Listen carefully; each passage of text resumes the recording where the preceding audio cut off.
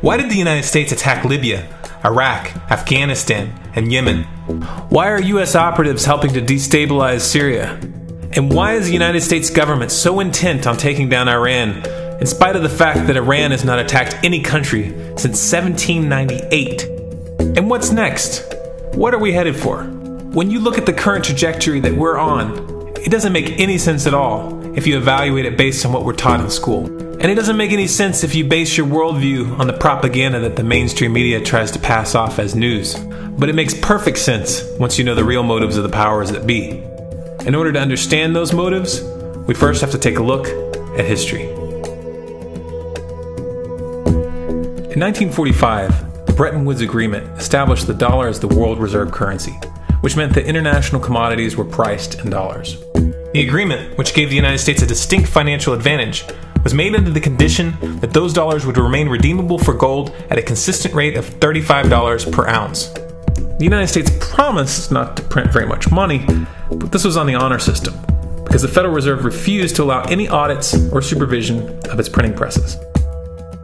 In the years leading up to 1970, expenditures in the Vietnam War made it clear to many countries that the U.S. was printing far more money than it had in gold. And in response, they began to ask for their gold back. This, of course, set off a rapid decline in the value of the dollar. The situation climaxed in 1971 when France attempted to withdraw its gold and Nixon refused. On August 15th, he made the following announcement. I have directed the Secretary of the Treasury to take the action necessary to defend the dollar against the speculators. I have directed Secretary Connally to suspend temporarily the convertibility of the dollar into gold or other reserve assets, except in amounts and conditions determined to be in the interest of monetary stability and in the best interest of the United States. This was obviously not a temporary suspension, as he claimed, but rather a permanent default. And for the rest of the world who had entrusted the United States with their gold, it was outright theft. In 1973, President Nixon asked King Faisal of Saudi Arabia to accept only US dollars as payment for oil and to invest any excess profits in US Treasury bonds, notes, and bills. In return, Nixon offered military protection for Saudi oil fields.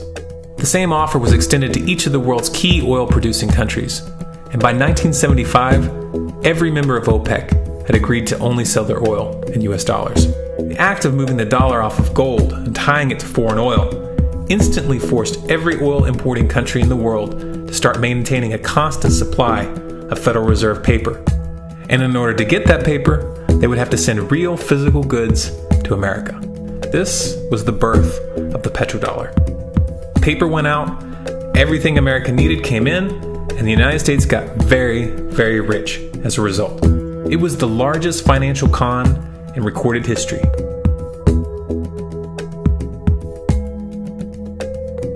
The arms race of the Cold War was a game of poker.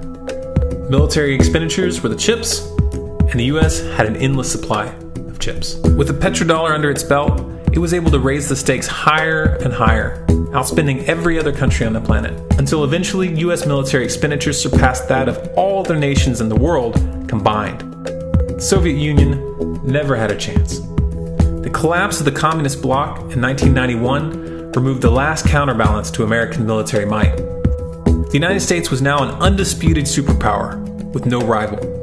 Many hoped that this would mark the beginning of a new era of peace and stability. Unfortunately, there were those in high places who had other ideas. Within that same year, the US invaded Iraq in the first Gulf War. And after crushing the Iraqi military and destroying their infrastructure, including water purification plants and hospitals, crippling sanctions were imposed which prevented that infrastructure from being rebuilt. These sanctions, which were initiated by Bush Sr. and sustained throughout the entire Clinton administration, lasted for over a decade and were estimated to have killed over 500,000 children. The Clinton administration was fully aware of these figures. We have heard that 500,000 children have died. I mean, that's more children than died in Hiroshima. And you know, is the price worth it? I think this is a very hard choice, but we think the price is worth it. Miss Albright, what exactly was it that was worth killing 500,000 kids for? In November of 2000, Iraq began selling its oil exclusively in euros.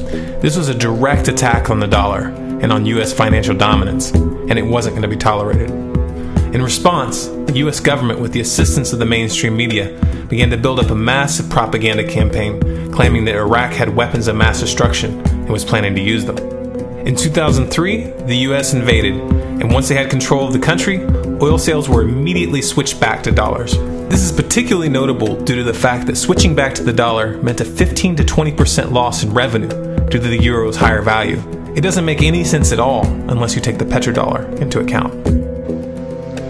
So I came back to see him a few weeks later, and by that time we were bombing in Afghanistan. I said, "Are we still going to war with Iraq?" And he said, "Oh, it's worse than that."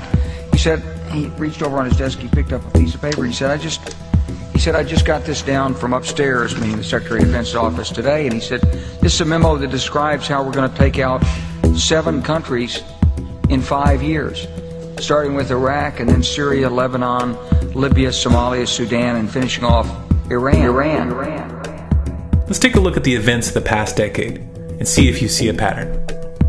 In Libya, Gaddafi was in the process of organizing a bloc of African countries to create a gold-based currency called the dinar, which they intended to use to replace the dollar in that region. US and NATO forces helped destabilize and topple the Libyan government in 2011, and after taking control of the region, US armed rebels executed Gaddafi in cold blood and immediately set up the Libyan central bank. Iran has been actively campaigning to pull oil sales off of the dollar for some time now, and it has recently secured agreements to begin trading its oil in exchange for gold. In response, the US government, with mainstream media assistance, has been attempting to build international support for military strikes on the pretext of preventing Iran from building a nuclear weapon. In the meantime, they established sanctions which US officials openly admit are aimed at causing a collapse of the Iranian economy. Syria is Iran's closest ally, and they are bound by mutual defense agreements. The country is currently in the process of being destabilized with covert assistance from NATO, and though Russia and China have warned the United States not to get involved, the White House has made statements within the past month indicating that they are considering military intervention. It should be clear that military intervention in Syria and Iran isn't being considered. It's a foregone conclusion, just as it was in Iraq and Libya. The US is actively working to create the context which gives them the diplomatic cover to do what they already have planned. The motive for these invasions and covert actions becomes clear when we look at them in their full context and connect the dots. Those who control the United States understand that even if a few countries begin to sell their oil in another currency, it will set off a chain reaction and the dollar will collapse. They understand that there is absolutely nothing else holding up the value of the dollar at this point, and so does the rest of the world. But rather than accepting the fact that the dollar is nearing the end of its lifespan, the powers that be have made a calculated gambit. They have decided to use the brute force of the US military to crush each and every resistant state in the Middle East and Africa. That in itself would be bad enough, but what you need to understand is that this is not going to end with Iran. China and Russia have stated publicly and on no uncertain terms that they will not tolerate an attack on Iran or Syria. Iran is one of their key allies, one of the last independent oil producers in the region, and they understand that if Iran falls, then they will have no way to escape the dollar without going to war. And yet the United States is pushing forward in spite of the warnings. What we are witnessing here is a trajectory that leads straight to the unthinkable. It's a trajectory that was mapped out years ago in full awareness of the human consequences. But who was it that put us on this course? What kind of psychopath is willing to intentionally set off a global conflict that will lead to millions of deaths just to protect the value of a paper currency? It obviously isn't the president. The decision to invade Libya, Syria, and Iran was made long before Obama had risen to the national spotlight. And yet, he's carrying out his duty just like the puppets that preceded him. So who is it that pulls the strings? Often the best answer to questions like this are found by asking another question. Qui bono? Who benefits?